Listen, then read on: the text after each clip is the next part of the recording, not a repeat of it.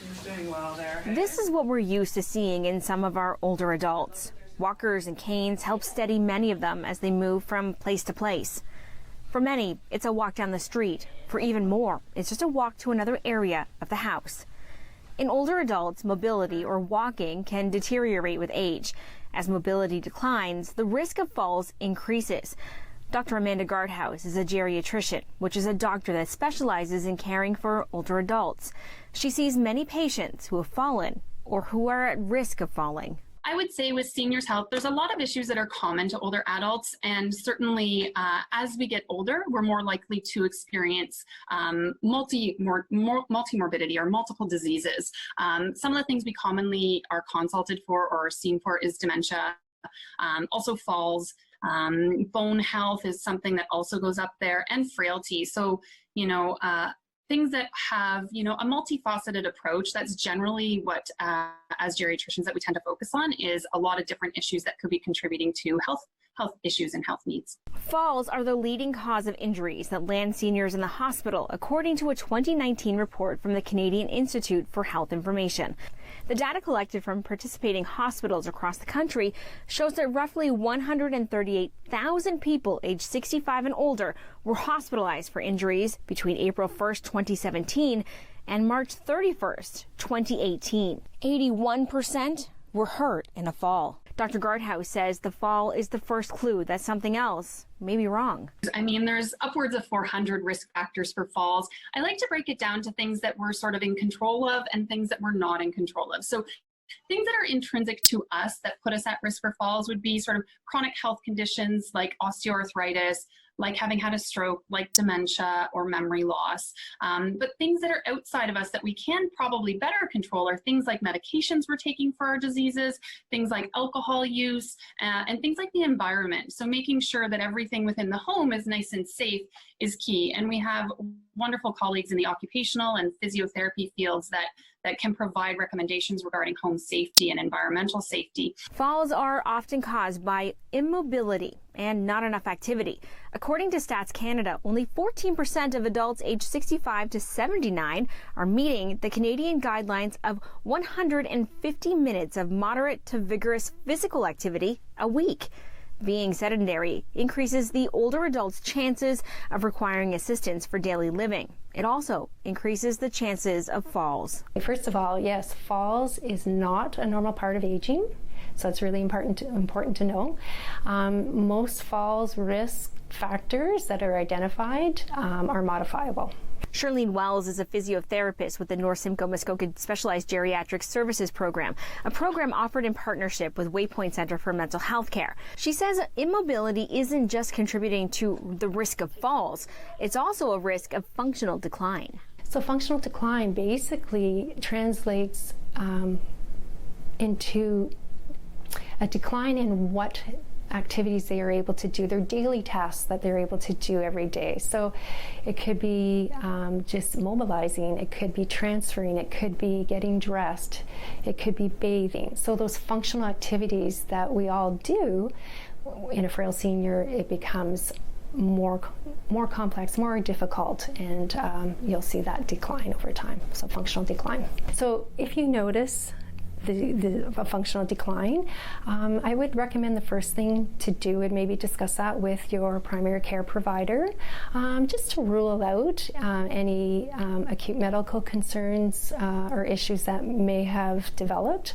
And beyond that, with that person being aware of the problems you're having, they can make the appropriate recommendations and refer you on to the care that's needed, perhaps our program, for example, so we can go in and do our comprehensive geriatric assessment and make the recommendations specific to our findings. So now that we know the problem, what's the solution? Exercise is key. Teresa Hind is a kinesiologist with the North Simcoe Muskoka Specialized Geriatric Services Program, and teaching older adults how to exercise is what she loves. The idea with us is that we're encouraging everybody to be physically active no matter what, so as much or as little as you can, and then also making sure that you come out to maybe a program. It's never too late to get active, and it's definitely going to have benefits that accumulate for you. Our normal program is the CARE exercise program run through SGS, and it's run in several different locations. It's 2 days a week generally for 2 hours long, so it's something that gives everybody a chance to really come in and be a part of a group, to be active, as well as we do some cognitive training, so to kind of make sure that our brain's getting worked as well. The exercises are simple and using light movements to help get the blood pumping. And then we're encouraging things like marching on the spot is great. You can change the speed, you can go wide, you can come in narrow. If people are able, we encourage that they would move their arms as well. So things like raising straight up or back, down, coming out to the side and up as able are some other movements that you could try and do. For those who want to be active, Dr. Gardhouse says find something that works for you and have fun. Something else that we often use in clinic, but also sort of in general conversation with folks, is that, if you don't use it, you lose it. And so that really speaks and rings true for a lot of folks, that if we're not as active on a day-to-day basis, we're more likely to experience functional decline. So you really have to be very deliberate about getting exercise, about going out there, sort of challenging yourself day to day in order to maintain our strength and endurance as we get older. And challenging yourself to be more mobile will pay off in your overall physical, mental, and emotional health.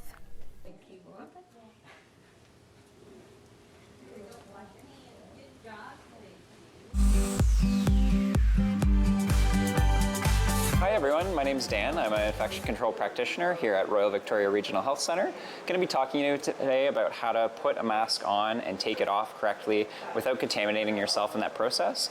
And we're really doing this because it's recommended to wear a non-medical mask anytime you're out at the stores, grocery stores, public transit, those places where you're not able to physically distance yourselves at least 2 meters from another person. So really important to go through these steps correctly to keep you and your family safe. I'm just going to go ahead and first and most important thing is to always make sure you have clean hands when you're bringing them up to your face.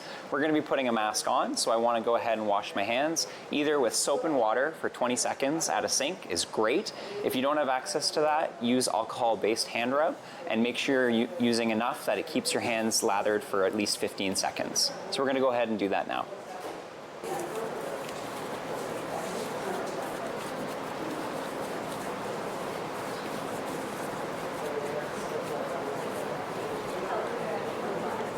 Okay, so now I've washed my hands for 15 seconds with some alcohol-based hand rub. I'm going to go ahead and pick up my mask, making sure I only touch the ear loops of the mask.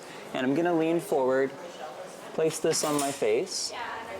We're going to hold the nose, stretch it open, and then we've got our mask on. We want to make sure, because we've touched that mask, we go ahead and wash our hands again with soap and water or with alcohol-based hand rub. Once we're coming back from our shopping adventures out there, it's really important to make sure you're not touching your mask while you're out, fidgeting with it, adjusting it. Make sure you keep it on until you're home or somewhere where you can wash your hands once you've handled the mask.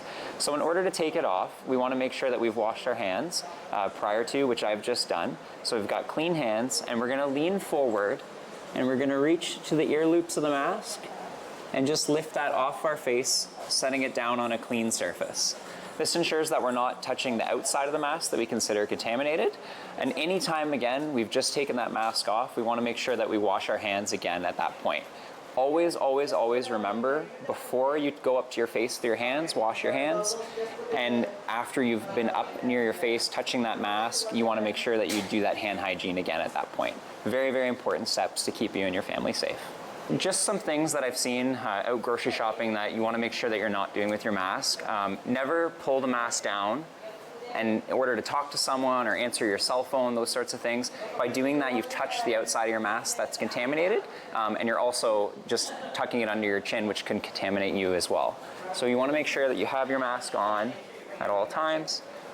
Don't pull your mask off the side in order to take a drink of your coffee or anything. You want to wait till you had time to wash your hands and are in your own environment to do those things.